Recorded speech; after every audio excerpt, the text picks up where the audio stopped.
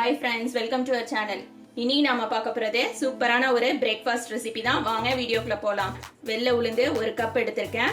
இத வந்து கழுவிட்டு 1 மணி நேரம் தண்ணியில ஊற வச்சிரலாம்.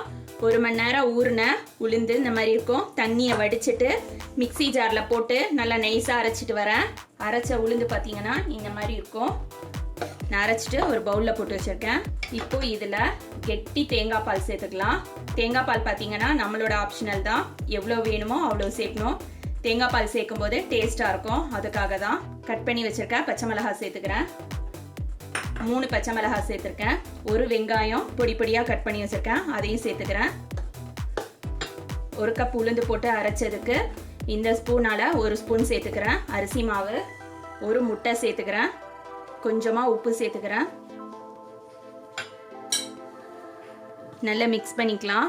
மிக்ஸ் பண்ணதுக்கு அப்புறமா நமக்கு தண்ணி தேவைப்பட்டுச்சுன்னா நான் தேங்காய் பால் எடுத்து வச்சிருக்கேன். ஃபர்ஸ்ட் தேங்காய் பால் ஊற்றியாச்சு. இது 2வது எடுத்து வச்சிருக்கேன். அதை கொஞ்சமா சேர்த்துக்கிறேன். யூஸ்வலா நம்ம வந்து இட்லி தோசை தான் செய்வோம். இந்த மாதிரி செஞ்சு கொடுத்தீங்கன்னா ரொம்ப ஹெல்த்தியான சாப்பாடு. நம்ம வந்து உளுந்த நைட்டே ஊற போட்டு ஃப்ரிட்ஜில் வச்சுட்டு காலையில எடுத்து அரைச்சு உடனே செஞ்சிடலாம். உளுந்தடை பாருங்க, டேஸ்டாகவும் இருக்கும், ஹெல்த்தியானதும் கூட. பசங்க விரும்பி சாப்பிடுவாங்க.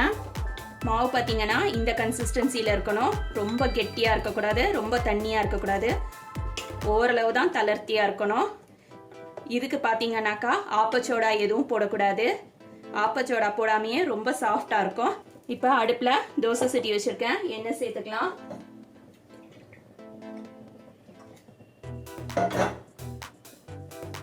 அடுப்பு பார்த்தீங்கன்னா மீடியம் ஃப்ளேமில் வைக்கணும்.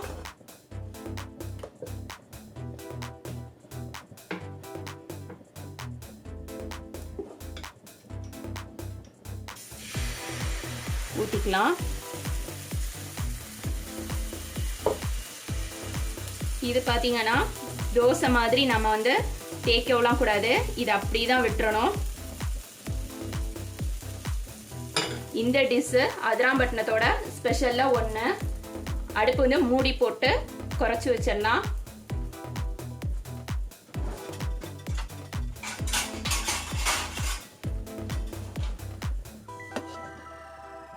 மூடி போட்டதுக்கு அப்புறமா அடுப்பை வந்து சிம்ல வச்சுக்கணும். இப்போ ஒரு சைடு வெந்திருக்கும். நம்ம மூடி எடுத்துட்டு திருப்பி போட்டுக்கலாம்.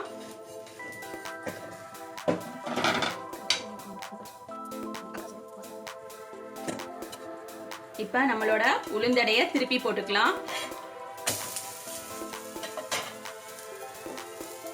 இன்னொரு சைடும் கொஞ்சமா எண்ணெய் சேர்த்துக்கலாம்.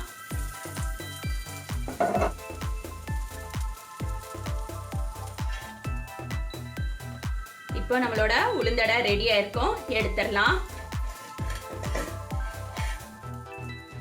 இதை வந்து ஒரு பிளேட்க்கு மாத்திடலாம். இப்போ பார்த்தீங்கன்னா நம்மளோட உளுந்தடை ரெடி ஆயிடுச்சு. அதிராம்பட்டினம் ஸ்பெஷல் உளுந்தடை. இதுக்கு காம்பினேஷன் பார்த்தீங்கன்னா தேங்காய் சட்னி.